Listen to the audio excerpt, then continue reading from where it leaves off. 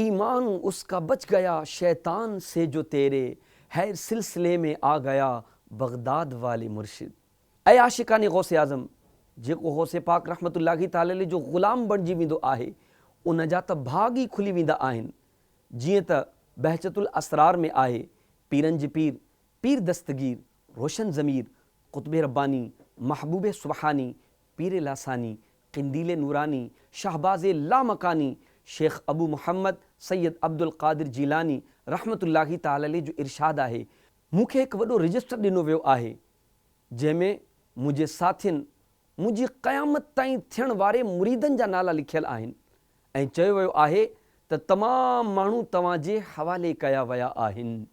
पाण रहमतुल्लाहि ताला अलैहि फरमाइनि था मूं जहन्नम ते मुक़रर मलाइक खां पुछियो छा जहन्नम में मुंहिंजो को मुरीद आहे?